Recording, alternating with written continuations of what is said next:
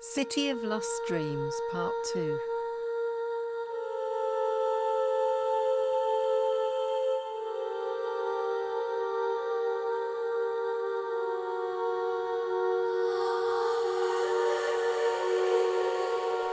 The stark outline of the arches looms ahead. Mine are the only footsteps breaking the silence of the concrete path. Thoughts swim around my head. Oh, what have I done? I had to get away. What to do? Is it all my fault? I'm filled with self-loathing. I can still smell his sweat on me. It would be so easy to leap into the canal's hypnotic black depths. That would solve everything. Yes, right now. But I don't. I keep walking. Ripples full of oily rubbish slosh up the mud bank. The to and fro movement matches my pink-slippered pace. Swish, slosh, swish, slosh, swish, slosh. Oh, the stink makes me retch. I want to slip into that foul filth, to be part of an evil soup and rot there. I deserve such an end. I stop and stand at the canal edge, dead set. I move closer to my escape, to be free of blame, to be free of pain. I'll do it.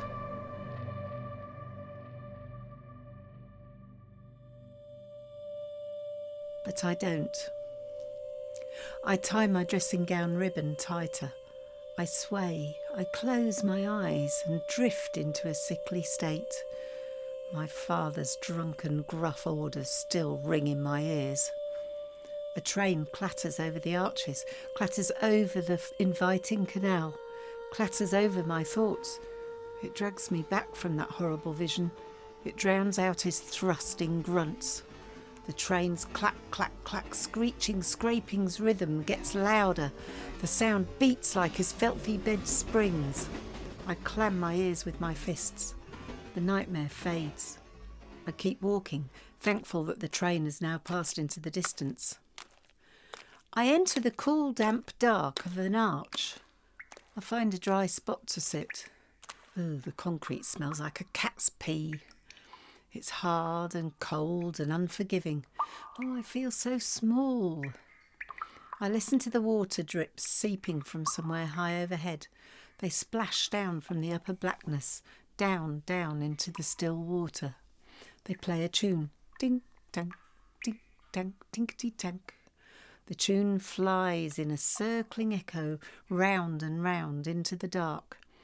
I clasp my knees and curl into a ball, I fancy, like a hedgehog. I want to sing a song. No, not sing a song. I want to cry a song. The words, I know, will bounce off the unfeeling stone walls to make fun of me and choke me. But I sing. There once was a girl, she was very naughty. Her dad would beat her, mother would ignore her. She cried a lot, did that sad girl. Why? No place to go, I stay here sat. The cold hurts, my legs are numb. I want to die, I want to die. I will stop my song now as my arm hurts, and it's a rubbish song anyway, and it doesn't help at all. I sit back up and stare again into the arch's dark depths. I don't scare easy, not now. Nothing really matters anymore. I sense something is close. A rat? A cat? I'd like a cat to cuddle as long as it doesn't bite or scratch. It would be soft and warm, even if it did scratch. I wouldn't want to cuddle a rat, though. Ooh, please don't let it be a rat. Hello? I look up into a voice. Cats don't talk. The voice becomes a shadow. I strain my salt-stinging eyes, and a pair of floating eyes hover over me. I shiver. A familiar stink of booze like a haze hangs in the air around the shadow. But I can tell it's not my father, because there's no menace in the voice. Pale moonlight filters into the gloom. I see him now. Hello. My name's Robert. My mates call me Rob. I shrink away. I bet you'd like a cheese sandwich. He throws a large duffel bag down from his shoulder and pulls out a bag of sandwiches. He offers me one and he devours the other. I know where we can get hot drink. Not far from here. Come. I take the sandwich from the vision, but I don't eat. I don't move. He touches me. He is solid. He is real. He pulls at me, but in a friendly way. I can't move. He moves behind me and lifts me to my feet, and I don't resist. You must walk with me. You would die of the cold if you stay like this. He takes off his coat and wraps it round me. Have you run away? His voice is full of concern. I don't answer. Oh, I feel so small inside the coat and it drags in the mud as we walk. I feel bad that I've made his coat dirty after all his kindness. A rat scurries across our path, stares at us for a second and then is gone. As we pass, dogs bark from gardens that back onto the canal and owls hoot in the wood scrub the other side of the water. Life still goes on, even if I don't want to. We soon reach a bridge.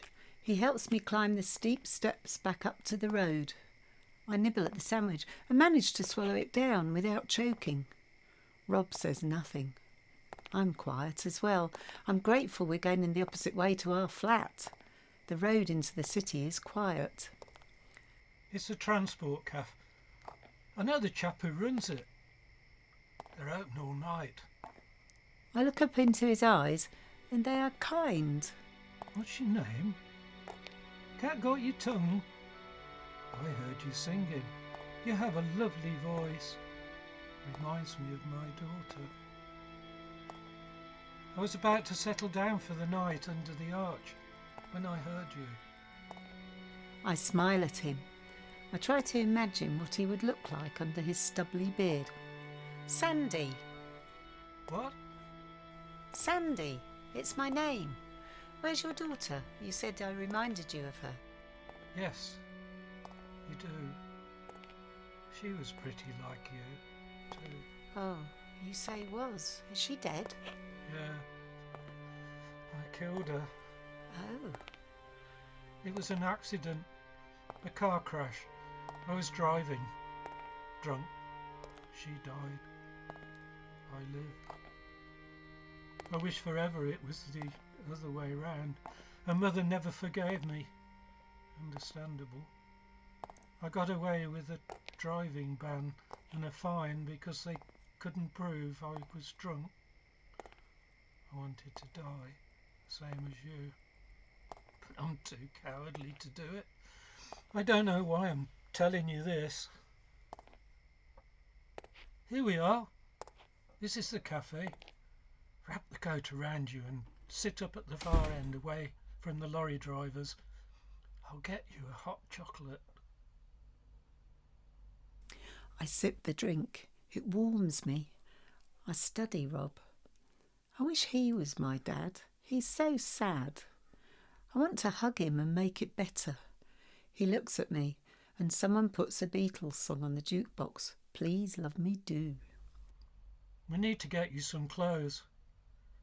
My wife does an evening shift at the shirt factory in the city. I still have the key to our flat. We could get some of my daughter's clothes for you. I'm sure they will fit. Oh, will she mind? Who? Your wife. Oh, I don't care. She set the room up like a shrine. It's not healthy. It won't bring our daughter back. Drink up. Let's go. Come on, Sandy. It's a 10-minute walk. I follow, trusting and hoping. We walk in silence. I have so many questions to ask him, but I don't. A sharp pain shoots up my leg and I look down and see my slipper is seeping blood. I don't say about it. Rob sees my face. What's up, Sandy? Not far now. You don't have to come. I understand if you have issues. I could take you back to your home. How about we call in at the cop shop? I know officers there. At least your parents will know you're safe. They'll probably find you a cell to sleep in. Keep you safe. Preferable to freezing to death on the streets. There's some nasty people about at night. I know. No, no, no, I'll come with you. I don't want to go home. It's not home to me anymore. They wouldn't care anyway. Oh, not the police either. They'll take me back. Well, let's get you some warm clothes then first anyway. Then we can decide what to do. Why have you left your wife and why are you on the streets if you have a home? Look, we're here. I follow Rob up the concrete stairs along a graffiti-decorated balcony. We let ourselves in. I feel like a burglar as we quietly move through the flat to a small back bedroom. Rob sits in silence on the single bed that has been neatly made up with covers turned down, ready for someone to slip into. I sit in a pink basket chair. Rob's face crumples up. A thump of reggae music starts from a nearby flat. It breaks our silence and Rob jumps up and blows his nose on a tissue. Come on, girl. Let's get you some clothes. He pulls open all the drawers and opens up a small built-in wardrobe. Help yourself. Here's a sports bag to stuff the stuff in. Don't forget to pick up some warm woolies and a coat. I'm going to the bathroom. Let me know when you're sorted. Rob was right. His daughter was my size. A heavy sadness grips me. I take off the nightwear I ran off in, and I am soon tugged up again, ready for the street. I would have loved to have had a bath or shower, but I'm happy to feel a bit human again, and at least I'm still alive. I hear a toilet flushing. I must visit before we go. I look through the wardrobe again. Can't take too much stuff as I have to carry it. I choose carefully. There's one of those fluffy Parker snorkel coats that I've always wanted. I take it and pop it on. I catch a glimpse of myself in her mirror. Oh, so sad. I've never had such fab stuff. Even the girls' shoes fit me perfectly. I feel even sadder. As I rummage through the other hanging stuff, there's a clonk at the back and a strange-shaped case has fallen down. It's heavy. I pull it out and put it on the bed. I'm ready. I go to find Rob and he's still in the bathroom. I knock the door. I'll be a few minutes. I want to shave and change my clothes. I wander into the kitchen. I nose in the cupboards. Strange. They're all empty. The fridge is switched off. There are unwashed Crocs stacked in the sink. I suppose she eats out. I wait outside the bathroom. Oh, I need to go. He comes out. His eyes are red and sore, but he smells good.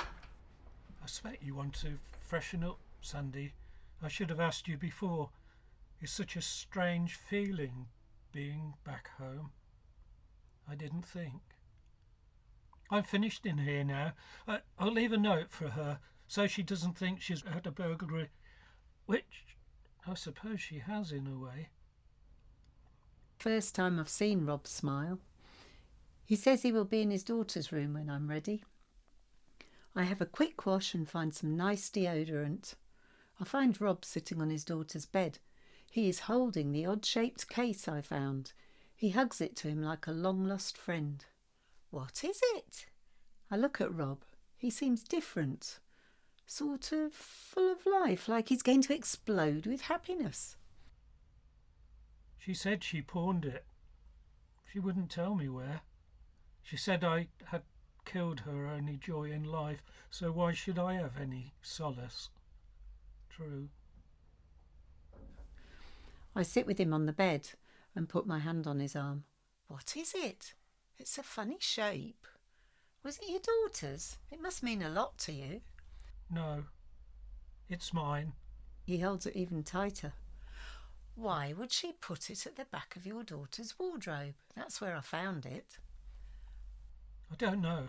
We both went a bit crazy after the accident, both went a bit mad with grief. She wants to punish me. I can understand that. I couldn't live with myself. The remorse was unbearable. When we needed each other the most, we drove ourselves apart. It's done now. I'll never recover, and neither will she. Anyway, we need to move now. Come on. He grabs the case. Both of us, now loaded with stuff, leave the flat to face the world together. The city doesn't seem such a hostile place as we set off to who knows where. I want to hold his hand, but we both have our hands full. We could try the Salvation Army. They sometimes have spare one-night beds. We'll have to separate, though. They'll probably refuse us because we don't look desperate now. If they do, I know a few places we can try. It's not too late. Rob was right. They were suspicious of us.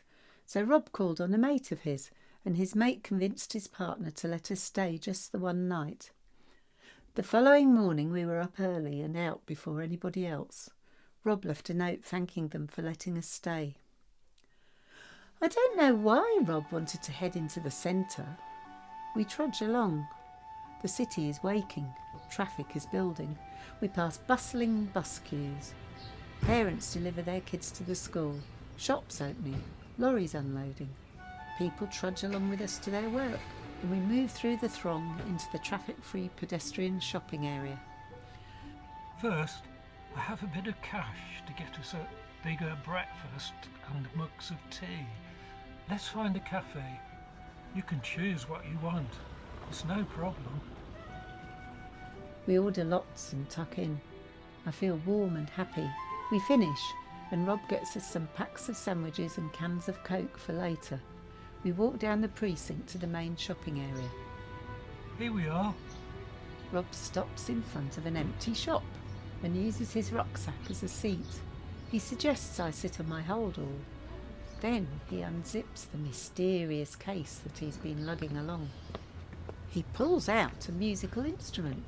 I think it's a saxophone. Then he puts the empty case in front of us in the path of passers-by. Are you going to play, Rob? Sure am. He assembles it and fusses over fixing a bit of wood on the blowing end. He hangs a strap from his collar and clips it on the saxophone. Oh, it must be heavy. He stands up and eyeballs the passing crowd. They purposefully move further away from us as they pass. That was until Rob starts to play.